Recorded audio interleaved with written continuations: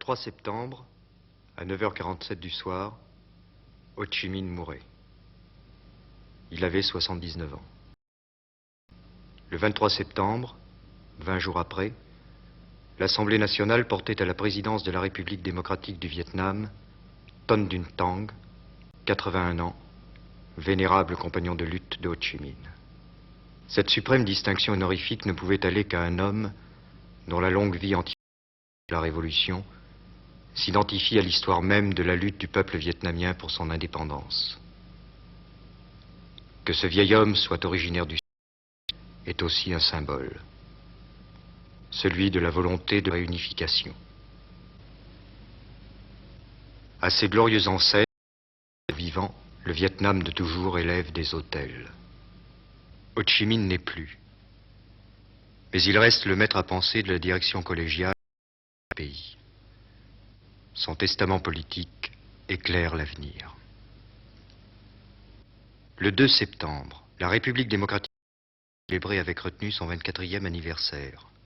Ce soir-là, le président Ho Chi Minh, malade, demande à ses camarades réunis à son chevet un feu d'artifice.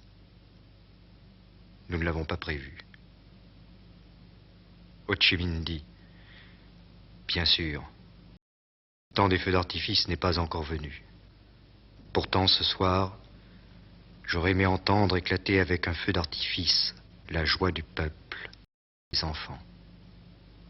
Thông cáo đặc biệt, đồng chí Hồ Chí Minh, Chủ tịch Ban chấp hành Trung ương Đảng Lao động, 5h15 du matin, Chủ tịch nước Việt Nam Dân le chủ peuple Cộng hòa vietnamien apprenait la mort de leur đã président. từ trần hồi 9 giờ 47 phút, mùng 3 tháng 9 năm 1969, sau một cơn đau tim đột ngột rất nặng. Monsieur Dupuis, vous êtes l'envoyé spécial permanent de l'agence France-Presse.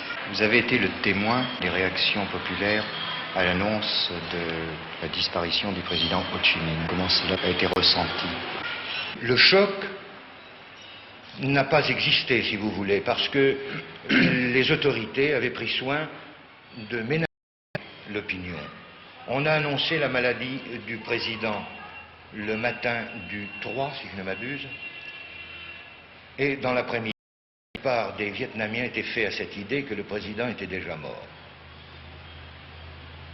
Le lendemain matin, la nouvelle n'a fait que confirmer leurs appréhensions. Voyez-vous, ce deuil n'a pas été seulement un deuil national dans la mesure où la nation vietnamienne a perdu son héros, mais dans la mesure où chaque cellule familiale a perdu un homme auquel elle était profondément attachée. C'était un deuil essentiellement humain. Cette nation est discrète, même secrète, que très peu extériorisée. Il n'y a pas eu de pompe, pas eu de démonstration. Mais les gens, leur affliction, c'était des visages bouleversés, des regards vides. Et je crois que le deuil s'est surtout vu dans de petits spectacles. On a vu les gens se rassembler sous les diffuseurs. Et ils ont stationné toute la journée, n'est-ce pas? Ils ont entendu 10 fois le même communiqué.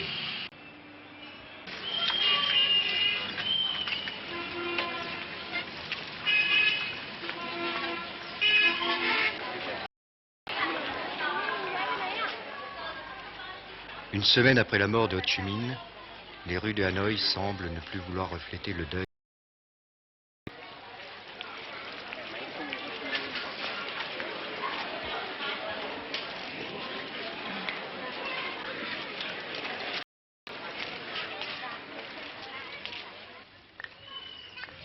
Seule la place de l'Indépendance rappelle qu'ici s'est déroulée simple, émouvante. Pour déceler la présence du deuil, c'est le secret des cœurs, pénétrer dans l'intimité des foyers.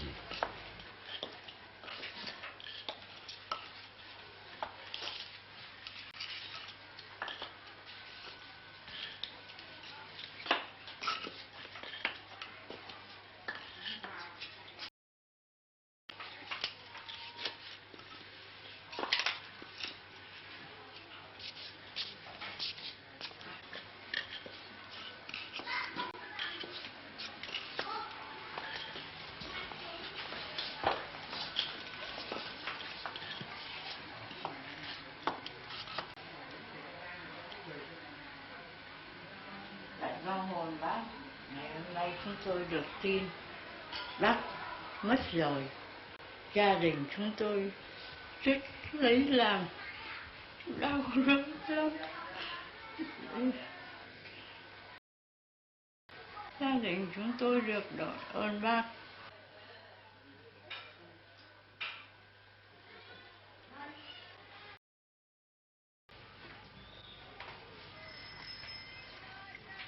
Plus surprenante pour nous a été la découverte ce dimanche matin 14 septembre à Hanoï d'une vie religieuse intense, insoupçonnée et peut-être révélatrice.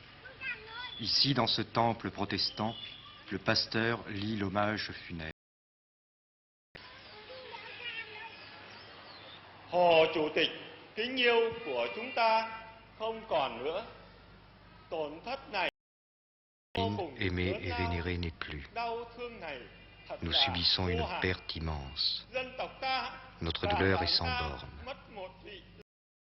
Le peuple perd un dirigeant génial, un grand maître. Dans tout le pays, nos compatriotes et combattants pensent à lui. Le cœur étreint d'une douleur indicible.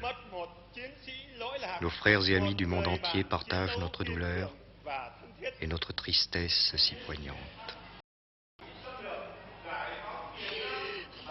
En lui disant adieu, nous prêtons le serment de brandir sans faillir le drapeau de l'indépendance nationale, déterminés à combattre et à vaincre les agresseurs américains, à libérer le Sud, à défendre le Nord, à réunifier le pays pour les espoirs qu'il a nourris.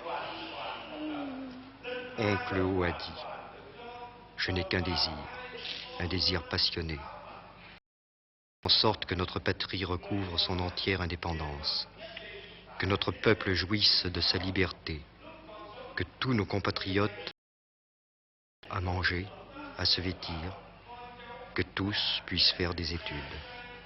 Il a dit aussi, le Nord doit avancer au socialisme.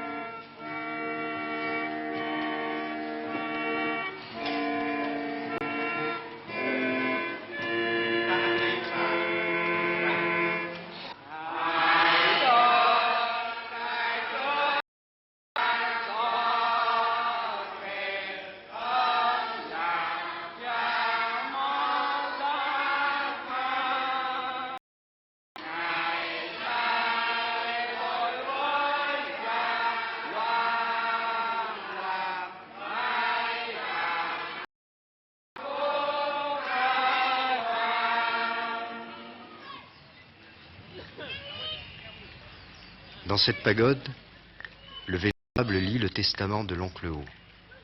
Nhưng ai mà đoán biết tôi còn phục vụ cách mạng, phục vụ Tổ quốc, phục vụ nhân dân được bao lâu? Je peux prédire pour combien de temps je pourrai encore servir la Révolution, servir la patrie, servir le peuple. C'est pourquoi je laisse ces quelques lignes en prévision du jour où j'irai rejoindre les vénérables ancêtres Karl Marx, Lénine et nos aînés révolutionnaires. Notre peuple travailleur, dans les plaines comme dans les montagnes, a enduré de et difficultés.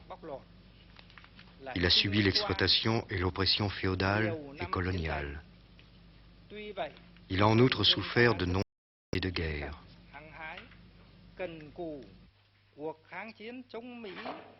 La guerre de résistance contre l'agression américaine peut encore se prolonger. Nos compatriotes pourraient avoir à consentir de nouveaux sacrifices en bien, en vie humaine. Quoi qu'il en soit, nous devons être combattre jusqu'à la victoire totale. Nos fleuves, nos monts, nos hommes resteront toujours. Le Yankee battu, nous bâtirons le pays 10 fois plus beau. Thiết thiết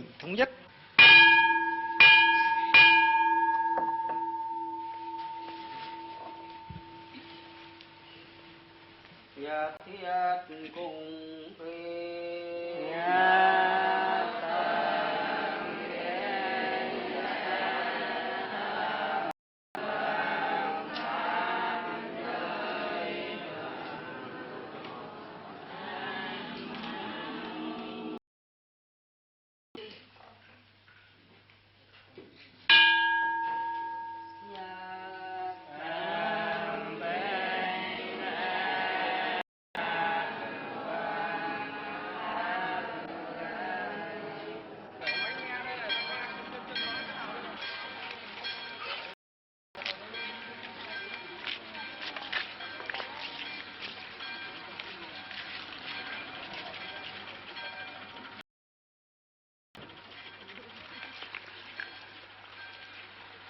Monsieur Kahn, vous Oui. êtes... Je suis membre du comité de liaison nationale de paix et mon Dieu. Quel est le but de cette association des catholiques? Le but de cette association, c'est de rassembler les prêtres et les catholiques qui ont le même idéal, c'est-à-dire qui adorent Dieu et en même temps qui aiment passionnément. Monsieur le curé, tout à l'heure, en visitant votre église, j'ai remarqué qu'il y avait des ornements funéraires. Pourquoi? Pour célébrer les offices religieux à la mémoire du président Ho Chi Minh. Et pourtant, le président Ho Chi Minh représentait philosophie matérialiste. Je voudrais savoir quels sont les rapports entre l'Église catholique et un État dirigé par un parti de philosophie matérialiste. Après le rétablissement de la paix, c'est-à-dire après la signature des accords de Genève, les impérialistes américains avec leurs valets ont déclenché des manœuvres pour pousser les catholiques à s'en aller au sud, sous l'impulsion du cardinal Sperman, le cardinal américain. Mais pour combler ces lacunes, notre État a soutenu et a aidé beaucoup nos missions. Les formations des séminaristes. Cho nên bắt đầu từ đó đến nay thì chúng tôi cũng biết rằng chính phủ Việt Nam Dân Chủ Cộng Hòa hiện nay là đang... Naturellement, nous aussi nous savons bien que notre État, n'est-ce pas, est dirigé par un parti de philosophie matérialiste, mais nous sommes tout à fait libres de pratiquer notre religion sans ingérence de la part de l'État. Et dans les domaines sociaux, puisque nous sommes au sein du peuple vietnamien, nous avons les mêmes tâches que d'autres citoyens à remplir. Et pour faire preuve de nos dévouements envers notre patrie, nous avons participé dans toutes les activités, dans tous les domaines, à tous les échelons. Le plus l'échelon, c'est l'Assemblée nationale, jusqu'au échelon de base dans les communes. Moi-même, je suis membre du comité permanent de l'Assemblée nationale.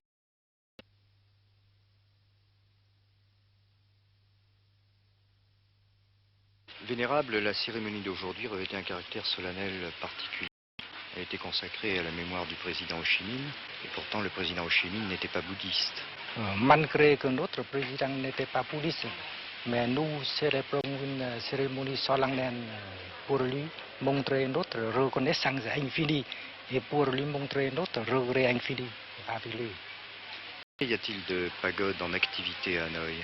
À environ, il y a maintenant plus de 300 pagodes en activité à Hanoï. La religion bouddhiste a-t-elle subi une évolution depuis la Révolution? La religion bouddhiste, c'est-à-dire on a débarrassé, on continue à débarrasser les superstitions dans le bouddhisme, pour que le bouddhisme revienne à sa pureté. Et quels sont les rapports que vous entretenez avec les représentants des autres religions, et notamment les religions chrétiennes? Les bouddhistes, nous avons des entretiens, des rapports très fraternels avec les autres religions, et le protestantisme. Et nous pouvons dire que cela n'existait pas dans l'ancien régime. Cela n'existait pas dans l'Ancien Régime. Non seulement cela n'existait pas, mais dans l'ancien régime, avait entre eux des rapports, des sentiments qui ne sont pas bons, c'est-à-dire haïssable.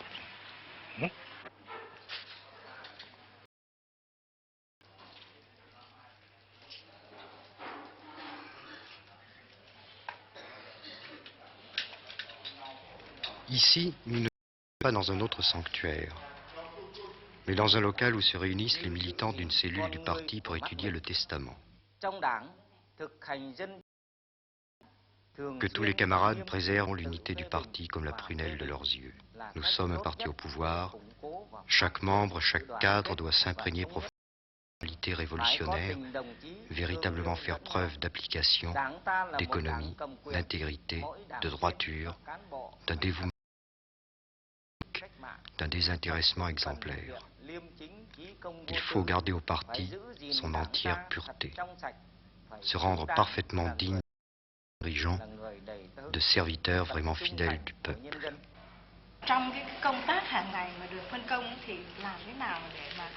Cette militante pense: nous ne pouvons réellement servir le peuple que si une affectueuse solidarité nous unit. C'est la première condition.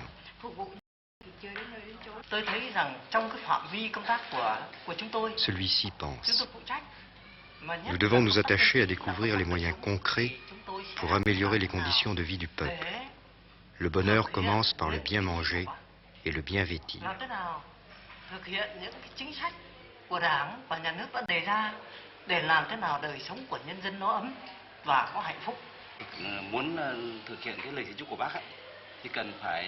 Celui-ci conclut: pour bien réaliser les consignes laissées par l'oncle Ho, nous devons trouver les moyens de donner du travail à tous, de pousser la production nationale, d'acquérir la véritable indépendance économique et créer ainsi les conditions objectives de la réunification.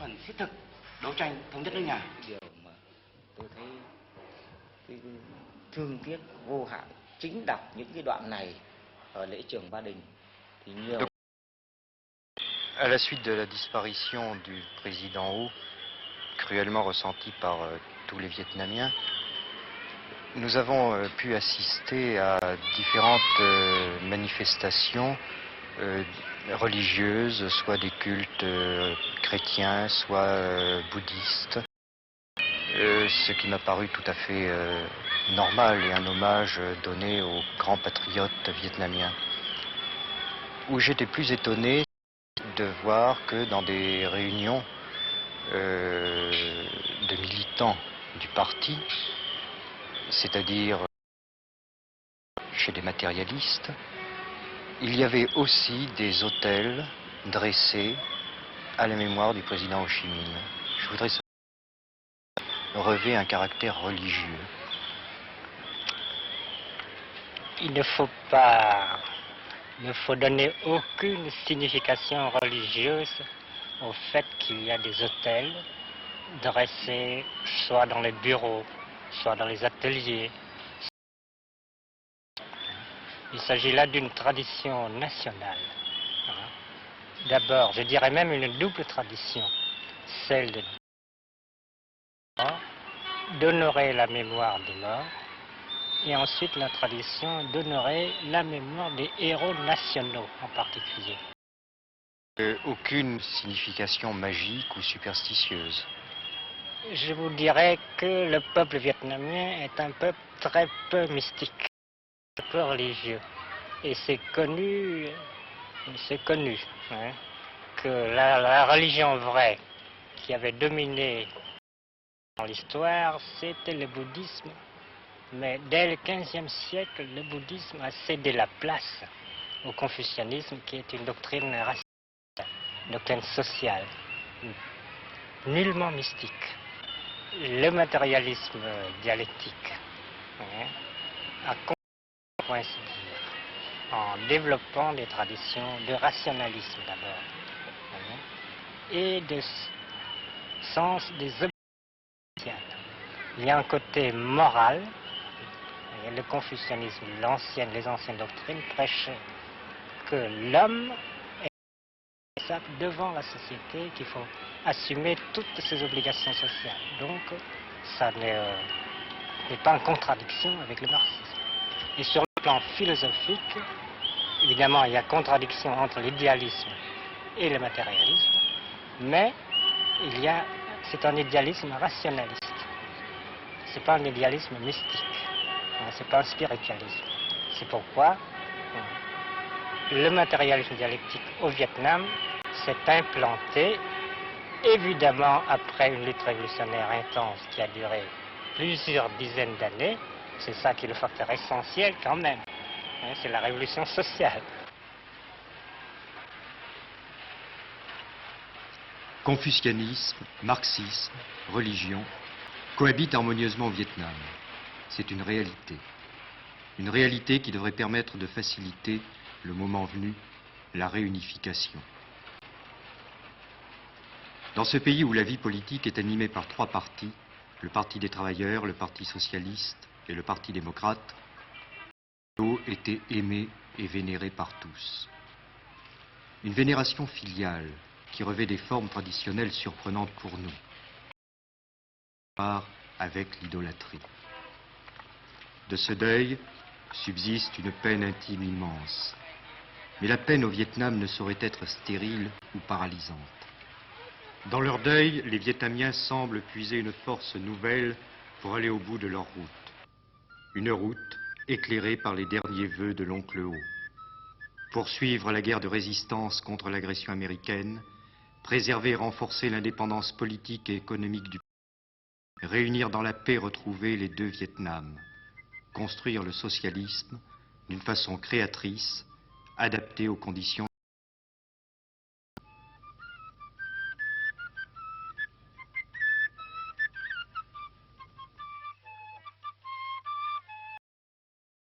L'ultime souhait